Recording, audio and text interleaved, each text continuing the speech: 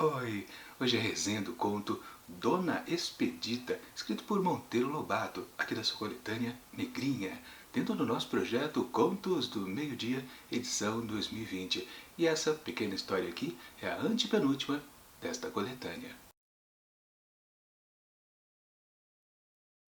Sempre que Dona Expedita se anunciava no jornal, dando um número de telefone, aquele diálogo se repetia. Seduzidas pelos termos do anúncio, as donas de casa telefonavam-lhe para tratar, e vinha, inevitavelmente, a pergunta sobre a idade, como também inevitável resposta dos 36 anos. Assim começa Dona Expedita, escrito por Monteiro Lobato, que conta a história, obviamente, desta mulher chamada Expedita e os seus 36 anos. Quer dizer, óbvio, né? Mais ou menos, né? No fundo, a gente bem sabe, logo de cara, aliás, logo a seguir desse trecho que eu li para vocês, já é revelado muito como ela gosta de ficar ainda nos 36 anos por muitos e muitos anos. Sim, é um costume de muitas mulheres, né? Realmente ficar mentindo a idade. Eu não sei para quê, para falar a verdade, porque é evidente, a mentira está exposta a quem mente para quem recebe a mentira. Mas fazer o que, né? As pessoas gostam de fazer isso, né? No caso aqui, digamos que é um pouquinho necessário, porque a Expedita, na verdade, ela sempre está procurando um emprego, como uma criada doméstica dentro de casas de família. Então, meio que no tratame assim da negociata, né, de fazer o acordo para ela poder trabalhar na casa de família, realmente de vez em quando não, né? Todas as ocasiões ela diz que tem menos idade justamente para conseguir talvez uma melhor colocação. Bom, isso no fundo acaba nem acontecendo. De certo modo, num certo outro a parte do texto, a gente percebe que as pessoas até sabem realmente que ela é uma mulher de meia idade. Enfim, não importa. Temos aqui uma história de uma moça, não, uma senhora que se finge de mais nova, que quer arranjar emprego como uma doméstica, como se diz hoje em dia, criada antigamente, ou dama de companhia, o que valha lá naquela época em que foi escrita essa história. E portanto eu paro de dizer mais outros detalhes, porque senão estraga a experiência, aliás muitas experiências que Dona Expedita passa aqui nesse pequeno texto de Monteiro Lobato. Minha avaliação do texto. Com certeza é fácil de perceber que realmente temos aqui mais um conto engraçado do autor brasileiro. Sim, Dona Expedita é uma história que a gente pode considerar assim cômica, embora, claro, haja uma outra questão que depois eu vou abordar por aqui. Mas, logo de abertura, como eu disse, a história se mostra engraçadíssima porque não há dúvida disso, como a gente pode constatar no texto que vem logo a seguir a esse que eu li para vocês. Que é a continuação, que ela mantém os 36 anos, né? E diz aqui o texto: isto desde antes da Grande Guerra, veio 1914, ela continuou nos 36, veio a Batalha do Marne, veio o armistício, ela firme nos 36, Tratado de Versalhes, 36, começos de Hitler e Mussolini, 36, Convenção de Munique, 36, e vai. Ou seja, logo de cara o texto já vende que ele tende a ser engraçado. Tende não, ele é engraçado por essência. E sim, temos essa história então de Expedita.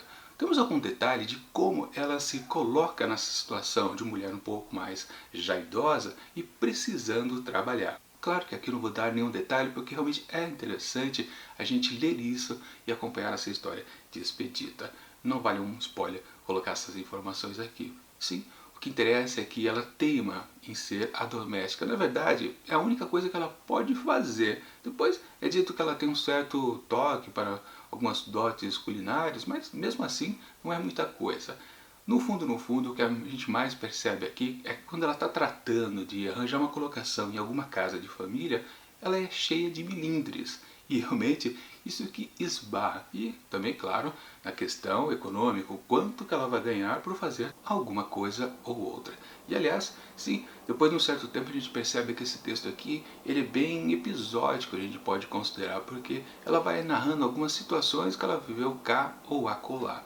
E depois, num certo momento também dessa narrativa, a gente percebe que o autor, o narrador na verdade aqui da história, ele começa a dar ênfase a uma certa situação que ela passou num valor de salário que ela poderia receber caso conseguisse uma determinada vaga. E a gente fica até numa certa curiosidade, puxa, vai ser interessante, porque até agora a história meio que é uma introdução da personagem em si, umas questões do passado dela, uma coisa do presente também bem marcante, vários pequenos detalhes, mas no fundo, a gente ainda não tem uma história. Ou seja, nisso que o narrador já está prometendo pra gente um certo acontecimento que já aconteceu, não vai ser futuro. A gente pensa, ah tá, então vai se destacar algo mais forte, mais denso e que vai valorizar então este conto. Só que quando a gente chega nessas questões dos 400 mil réis, se eu não me engano, a gente passa por ela e fala, na verdade foi só um quiprocó, um pequeno mal entendido. Sim, é interessante, há uma certa graça também, porque estamos num texto que a gente pode dizer que é cômico, mas não é o suficiente para tornar esse texto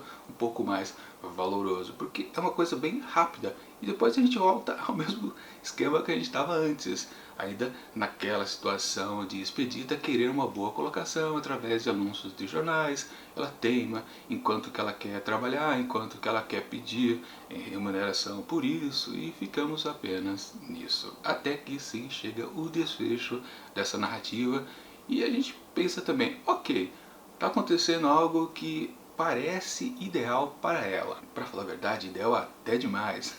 E claro, isso se torna um pouco cômico também. Mas, a partir desse momento aí, você pode considerar que você pode deduzir o final dessa narrativa. Na verdade, confesso, eu não percebi qual seria o desdobramento final. Ou seja, Monteiro Lobato conseguiu me enganar, podemos assim dizer. Mas eu tenho certeza que muitos leitores, principalmente daqueles que começam a fazer teorias a respeito do final da história. Muita gente faz isso, principalmente em contos. E é como se estivéssemos vendo um texto, por exemplo, da Agatha Christie, né, que a gente tenta solucionar um mistério. Né? Muita gente pega um texto, a história em si, e quando percebe que tem um certo mistério, um certo ponto que não é muito bem definido, começa a se fazer projeções, muitas hipóteses, uma atrás da outra, tentando realmente descobrir qual é o final da história.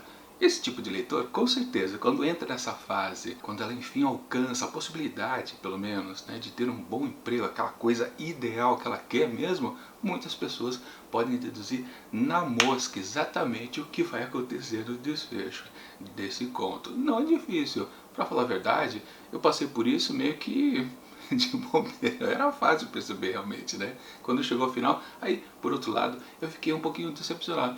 Era só isso, porque realmente essa parte final aqui dessa narrativa, ela é extensa e tudo aquilo que então acontece, na verdade, era apenas mais uma piada. Talvez esse seja um probleminha então do desfecho aqui desse conto. Ele não é tão forte quanto parecia que poderia ser. Ou seja, aconteceu a mesma coisa que havia acontecido na questão dos 400 mil réis, ou 400 réis. Agora não, é 400 mil réis, né? Porque um conto é mil, enfim, acho que era 400 mil reais. Mas era uma boa quantia de qualquer forma. Ou seja, no fundo, estamos naquela questão daqueles textos que prometem bastante, mas acabam não cumprindo muito. Pelo menos foi a minha sensação. Muita gente, claro, pode ler esse conto aqui, se divertir horrores e achar muito do engraçado e valorar bastante ele quando for atribuir uma certa nota, por exemplo. Mas, na minha situação, realmente, eu fiquei assim um tanto quanto... Era só isso, então, ok, o texto é engraçado, ele tem vários momentos interessantes, não tanto quanto o texto, por exemplo, que a gente viu anteriormente, que foi Sorte Grande, que realmente tinha uma tendência a ser mais engraçado e ele era muito mais denso. Aqui, na verdade, como eu comentei, não há uma história de começo, meio e fim. Nós temos situações apenas vividas por Dona Expedita nessa sua luta de conseguir um bom emprego. Sempre lembrando, vale bem destacar, ela não passa muito tempo nessas casas de família, tipo 2 meses e meio, então ela já procura uma outra colocação. Ela sempre está lendo aqueles jornais classificados, né?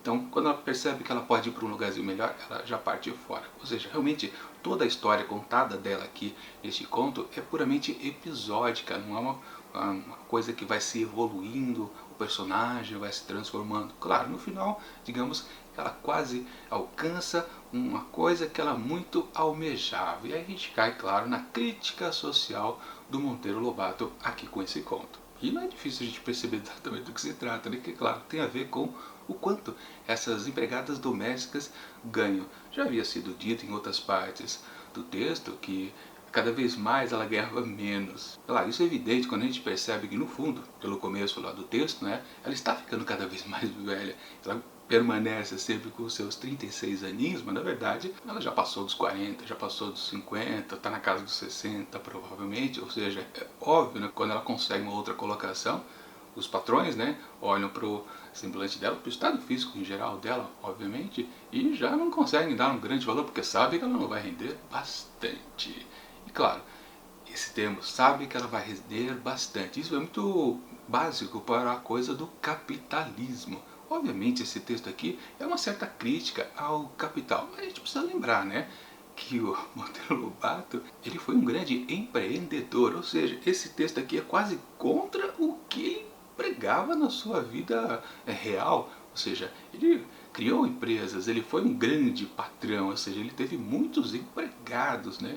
Esse texto aqui, então, crítico, é até interessante a gente analisar, porque mesmo sendo uma pessoa que contrata pessoas, ele gera um texto que meio que favorece o lado do empregado. A mensagem final aqui desse texto, claro, não vou chegar nem perto do que se trata, é exatamente sobre isso, né? A necessidade de que talvez, né, no âmbito do capitalismo, né, os patrões não deem um bom salário aos empregados ou façam com que eles trabalhem demais. Aquela crítica tradicional contra o capitalismo, os excessos desse sistema, enfim, aquelas também bobagens de sempre. Mas é curioso a gente realmente perceber que um autor pode se desvencilhar, inclusive, do que ele tem como crença. E a gente, claro, lembra daquelas questões maiores a respeito de Monteiro Lobato, né? Aquela crítica que todo mundo faz, que ele supostamente era um racista e ele coloca isso nos seus textos. Porém, quando a gente lê sem preconceito, a gente percebe que ele não tende a ser racista nos textos. Ele pode até ter sido na vida real, mas ele conseguia isolar uma coisa com a outra, como talvez ele também tenha feito isso aqui. Ele era um capitalista, né? E aqui ele faz um texto que, no fundo, defende o lado dos empregados. Muito curioso isso. Ou seja, tá em outro ponto positivo então para o autor, que ele, não importa o que ele é na sua vida real, seus pensamentos, seus ideais de vida, mas dentro da sua obra ele consegue ser o contrário, ele consegue enxergar que sim, existe uma vertente diferente do que ele possa ser. Isso é muito válido e mais ainda de ser observado. Nesse quesito, então, esse texto é bastante interessante, mas ele em si é um texto um pouquinho fraco. Na minha opinião, claro. Mas naquela, né? Obviamente, muita gente que é contra o capitalismo vai usar esse texto aqui também contra o capitalismo. Vai dizer, tá vendo? Olha aqui um grande exemplo que sim, né? Os trabalhadores são abusados por seus patrões e patati patatá. Quando, na verdade, né? Muita gente pode se esquecer que, na verdade, Monteiro Lobato era um grande empresário e também um grande empreendedor. Enfim, parte desse texto aqui é engraçado, mas naquelas também que não vai durar muito na memória. Portanto, para Dona Expedita, escrito por Monteiro Lobato, eu atribuo apenas 3 asteriscos. E como eu comentei lá na abertura do vídeo, né, estamos na antepenúltima história aqui desta coletânea. E você pode pensar, não, esta aqui é a penúltima, só tem mais uma para acabar o livro. Sim, é verdade, mas o primeiro texto aqui de Negrinha, eu pulei, que era justamente Negrinha. Eu pulei porque eu já fiz 2 resenhas em tempos anteriores, anos passados, em outros projetos. Então eu preferi deixar um pouquinho para depois e tentar verificar se nesta nova coletânea do autor eu consegui encontrar outras informações diferentes a falar a respeito de Negrinha do que eu já não tinha falado antes, né? Tentar achar alguma coisa. E vamos ver se então eu conseguirei. Portanto, ainda faltam mais 2 textos para terminarmos